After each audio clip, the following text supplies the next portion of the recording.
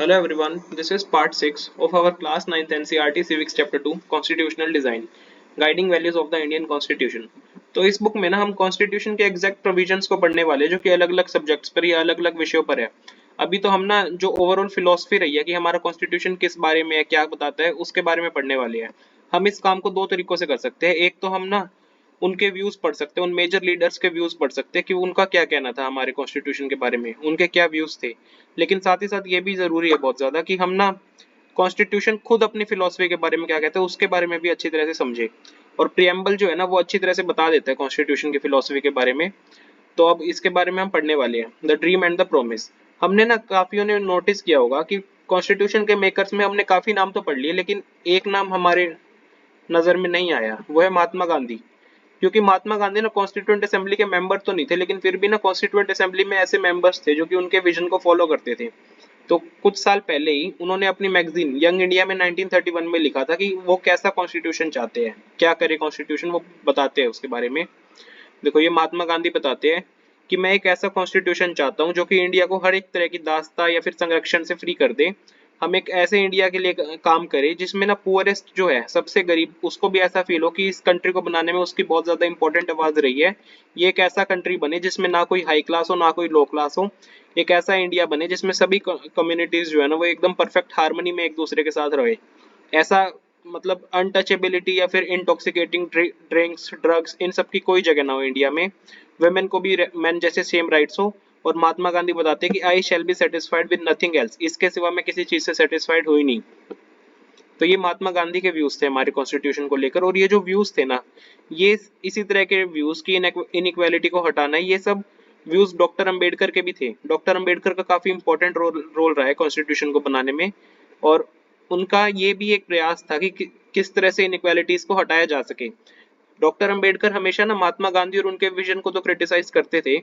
और उनकी जो फाइनल कंक्लूडिंग स्पीच थी ना कॉन्स्टिट्यूएंट असेंबली में, इसमें वो क्लियरली अपनी चिंता को बताते भी हैं। अब डॉक्टर अंबेडकर की स्पीच को भी हम पढ़ते हैं।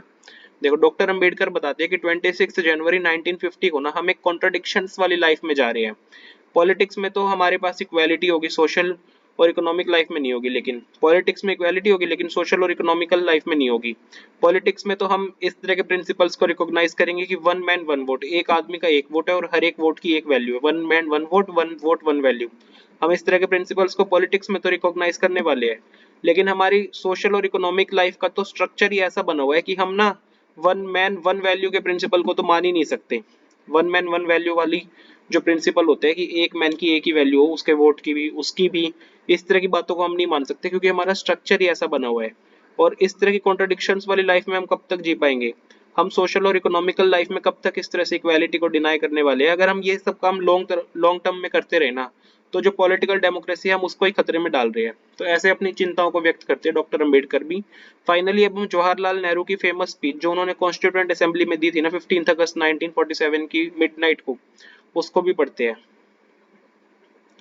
तो देखो, जवाहरलाल नेहरू बताते हैं कि हमने कुछ साल पहले ना नियति से एक वादा किया था और अब वो समय आ गया है कि हम सब अपनी उस प्लेज को याद करें। पूरी तरह से ना सही कुछ तरीके, लेकिन बहुत हद तक हम उस प्लेज को पूरा भी करेंगे। अब इस मिडनाइट आवर पे, मतलब इस आधी रात के समय पर ना, जब दुनिया सो रही है, इंडिया अपनी लाइफ को, इंडिया एक नया जीवन के साथ जागेगा जिसमें उसको फ्रीडम भी मिलेगी। एक ऐसा मोमेंट आने वाला है जो कि हिस्ट्री में रेयरली आता है, जब हम ओल्ड एज से न्यू एज में स्टेप कर रहे हैं, नए एज में कदम रख रहे हैं। एक एज खत्म हो रही है, एक युग खत्म हो रहा है, जब एक नेशन की आत्मा जिसको बहुत ज्यादा सप्रेस किया हुआ है, अब उसको अपनी आवाज मिली है, उसको अभिव्यक्ति मिली है। तो ये एक ऐसा मोमेंट है जिसमें हम एक डेडिकेशन की प्लेज लेंगे कि हम इंडिया को सर्विस करने वाले हैं, इंडिया और उसके लोगों को सर्व करेंगे। और एक जो लार्जर कोज है ना ह्यूमैनिटी का, मतलब मानवता को भी हम सेवाएं देने वाले हैं। फ्रीडम और पावर से रिस्पॉन्सिबिलिटी मिलती है। और रिस्पॉन्सिबिलिटी जो है ना वो इस असेंबली को मिली है।